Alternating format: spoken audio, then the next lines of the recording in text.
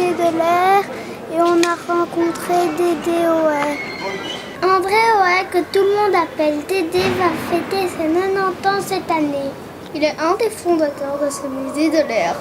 On dit aussi le musée de l'aviation. Le musée date de 1970. Nous nous sommes rassemblés à une dizaine et on a entrepris de dégager le grand hall qui était encombré par toutes sortes de déchets.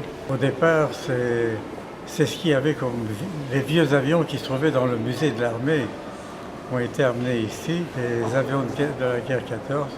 Et puis on a trouvé des restes d'avions un peu partout qu'on a ramenés ici et certains ont été restaurés. Dédé Oët a lui aussi été aviateur. Il a accepté de me faire une visite guidée de ce musée qui est un peu le sien. Il a commencé par me faire monter dans un avion de chasse pour m'expliquer les commandes. J'étais impressionnée. Et puis tu as les pédales du palonnier pour tourner à gauche et à droite. Voilà. Puis tu as les instruments de bord. Puis tu as l'horizon artificiel au milieu. Là. Après cela, il m'a montré un des tout premiers simulateurs de vol. C'est avec ça qu'on apprenait à piloter.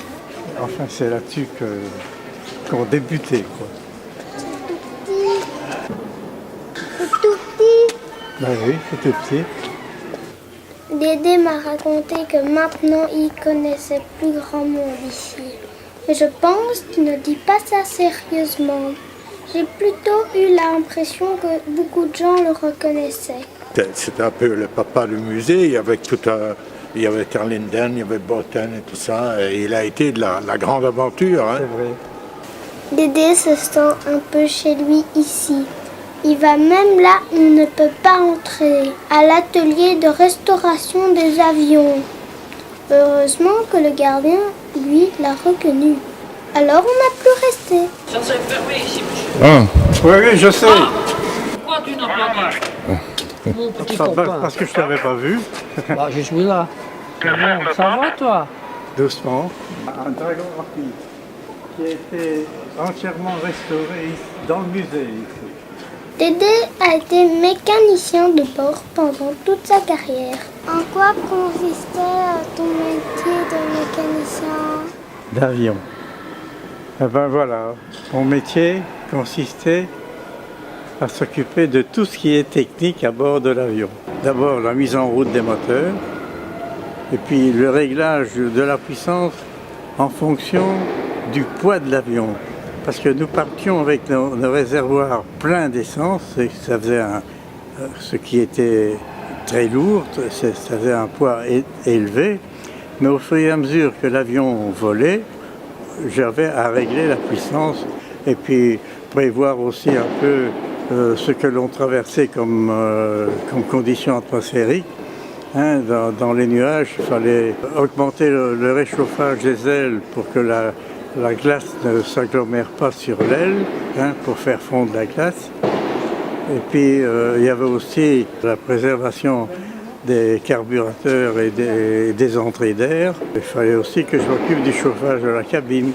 Alors de temps en temps, je faisais un tour au milieu des passagers pour voir un peu la température, s'il fallait augmenter ou la diminuer. Est-ce que le métier de mécanicien de bord existe toujours?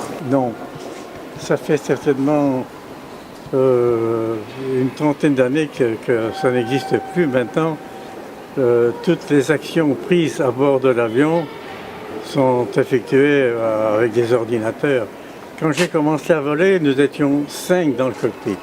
Il y avait le commandant, le second pilote, le radio, le navigateur et le mécano.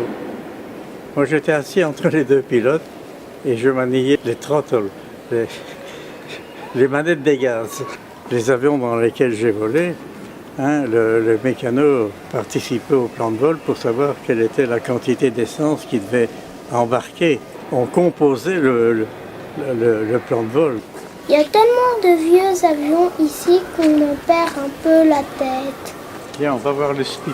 Ça, c'est le Spitfire.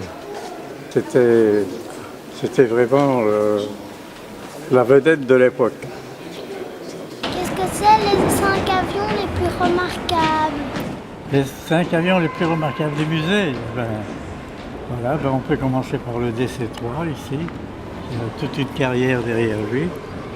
Le Juker 52 là-bas, plus loin. Le troisième, il y a le Spit qui est là. Le Mosquito qui est là devant nous. Là devant nous. Puis il y a bien sûr la Caravelle qui est là. Après ça, on a été se restaurer à la cafétéria du musée. Et ici aussi, presque tout le monde reconnaissait Didier. Des anciens pilotes, des hôtesses de l'air, tout du bon monde. Quand on passe devant la galerie des photos des anciens aviateurs, on voit bien qu'il est ému. Et j'ai volé plusieurs fois avec Léon. C'était un ami.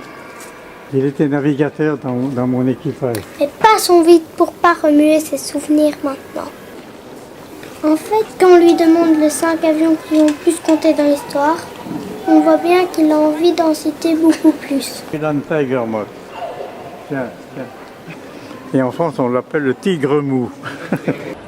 Pour chaque avion qui est là, il a une histoire à raconter.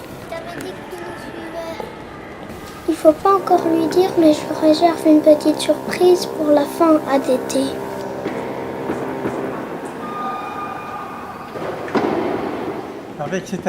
Avec un avion comme celui-là, Védrine a atterri sur le toit des Galeries Lafayette à Paris.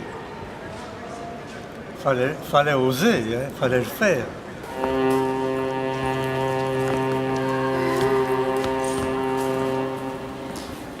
Ça, c'est un Messerschmitt quadriplace qui était employé pour les liaisons.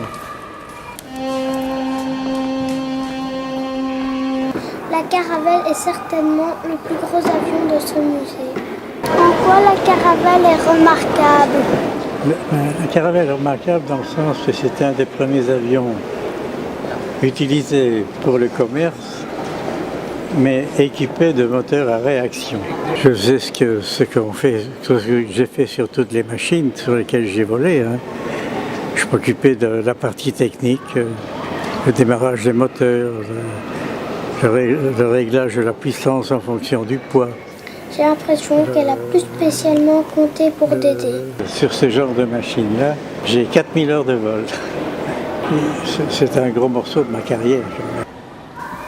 Après le plus gros avion du musée, on va terminer la visite par le plus petit. On l'appelait le Pou du ciel. Oui, c'est un monsieur qui s'appelle Henri Minier qui a fabriqué cette affaire-là.